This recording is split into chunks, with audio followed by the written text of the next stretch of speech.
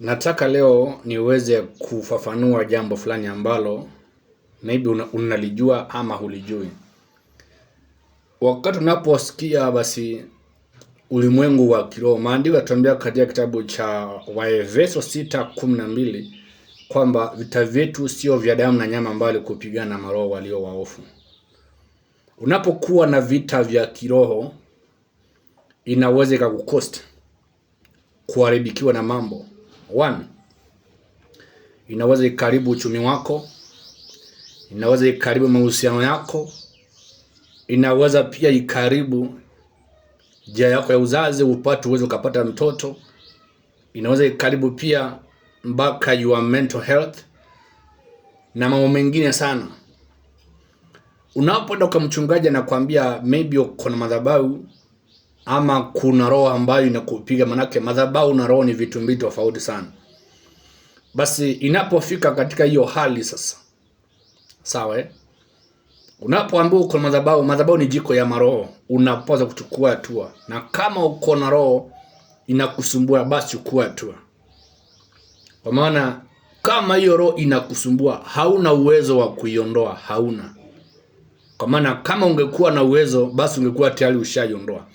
Tafuta mtu mwenye mamlaka ya kiroho ambaye anaweza kaingoa hiyo. Nage kama ni wewe na kama uko na uwezo wa kuiondoa, maybe itakaa ima mwaka moja, mwaka mbili ili uweze kuondoka. Wewe ambaye unaweza ukaenda kwa mtu na akakuondolea hilo dunde maybe kwa wiki moja ama mwezi moja ama miezi mbili tatu hivi. Nake healing is a process. Sio rahisi vile ambavyo watu wanafikiria. Unabii sio kufanyiwa ibada, hapana.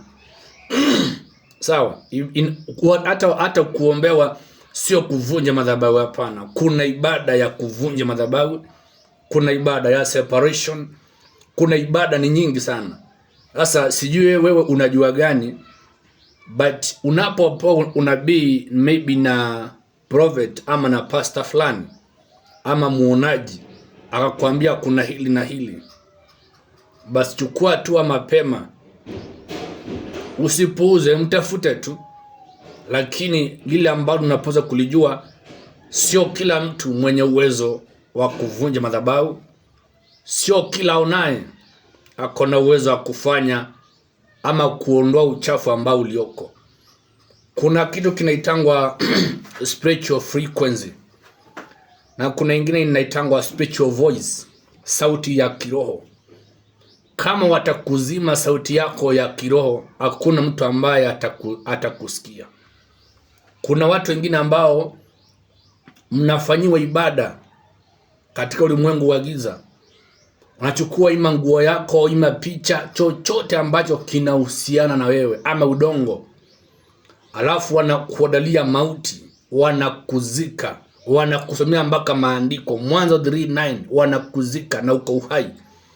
My friend, ukifanyiwa hiyo, kila jambo lolote ambalo ulifanyalo tu litakufa. Litakuwa tu halina maana na halina nguvu na halina uzito kwako.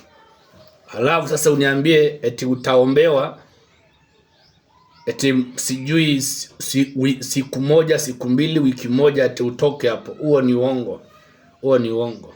Inataka kitu ambacho ni very very very serious. Ulimwengu wa kiroho ni bahari.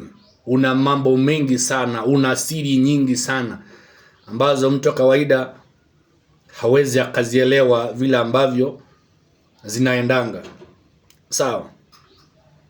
Ndio maana unapata unaweza ukaenda kwa mganga akakwambia hili jambo lako tunalifanya saa 8 usiku ama saa 11 asubuhi ama saa, kwa maana hapo ndipo linapaswa kupigiwa, sio vile watu wanavyofikiria.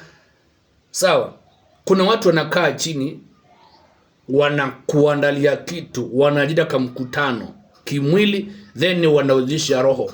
Wewe tunalala kutoka usiku mpaka asubuhi, alafu unaambia Mungu nilinde siku ya leo. Tayari washakufunga. Chukua hatua mapema. Mambo ya kiroho ni Wakorintho wa kwanza chapter 2 verse 6 to 10. Na verse 10 to 16. Yeah, verse 10 to 16. Mambo ya kiroho umalizwa na roho na mambo ya mwili umalizwa na mwili. Naitwa Pastor Daniel. na kutakia heri na Mwenyezi Mungu akujalie neema na kibali. God bless you.